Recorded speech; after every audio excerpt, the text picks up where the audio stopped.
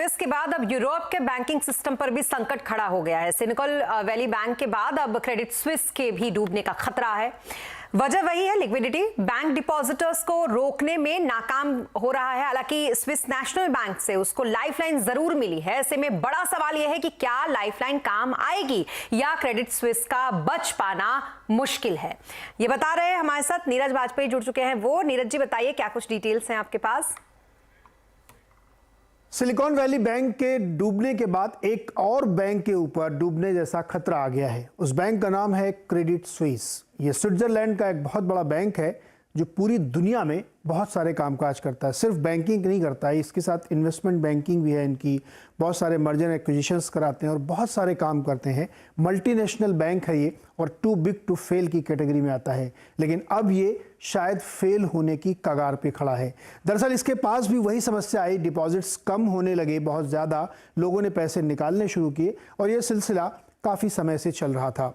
दिसंबर तिमाही में करीब $100 बिलियन के डिपॉजिट्स लोगों ने इससे विड्रॉ कर लिए और बैंक की हालत बिगड़ती गई। लेकिन कल ट्रिगर तब हुआ जब सऊदी नेशनल बैंक, इस बैंक के एक इन्वेस्टर ने कहा कि वो आगे अब कोई वित्तीय मदद इसकी नहीं करेगा क्योंकि रेगुलेटरी हर्डल हैं, अब उसके लिए बंदिशें हैं।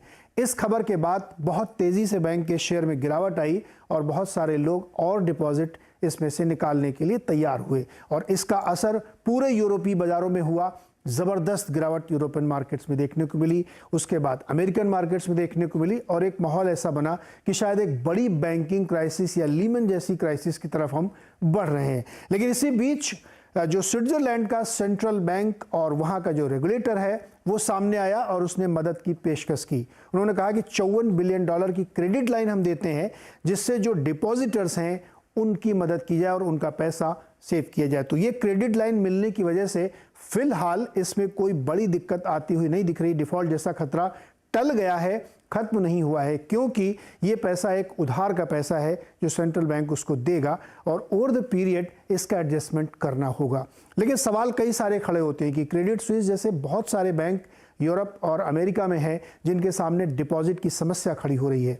ये समस्या और इसलिए गंभीर होती जा रही है कि बॉन्ड यील्ड की वजह से जो नुकसान हो रहा है बैंकों का, उसकी वजह से उनकी लिक्विडिटी यानी जो तरलता है वो कम हो रही और लोग पैसे इस डर से निकाल रहे हैं कि छोटा बैंक है तो डूब जाएगा। एक उदाहरण से आपको समझाता हूं। जेपी मॉर्गन दुनिया का सबसे बड़ा बैंक है। उस बैंक में एक दिन के अंदर $15 बिलियन के नए डिपॉजिट लोगों ने किए क्योंकि उन्होंने छोटे बैंकों से पैसे निकाले और बड़े बैंक में डाले। अब ये सुनने में तो अच्छा लगता है कि आपने बड़े बैंक में डाल दिए, लेकिन अगेन ये एक प्रॉब्लम है। उन छोटे बैंकों के सामने लिक्विडिटी की प्रॉब्लम आएगी और जेपी मॉर्गन के सामने इतनी मैसिव जो डिपॉजिट्स आएंगे उसको वो कहाँ लगाएंगे? अगेन वो जाके उसी बॉन्ड में लगाएंगे। तो एसेट और लायबिलिटी का मैनेजमेंट गड़बड़ाएगा। ये इस वक्त पूरी दुनिया की सबसे बड़ी तस्वीर है।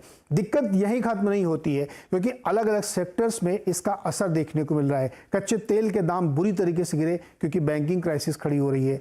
आईटी सेक्टर्स के स्टॉक्स में तेज गिरावट देखने को मिल रही है क्योंकि आगे की फाइनेंसिंग में दिक्कत आ सकती है। तो क्या क्रेडिट स्विस या इससे पहले जो और 2-3 बैंक यूएस में प्रॉब्लम में आए हैं, क्या उसकी वजह से पूरी दुनिया में एक ही समस्या बनेगी?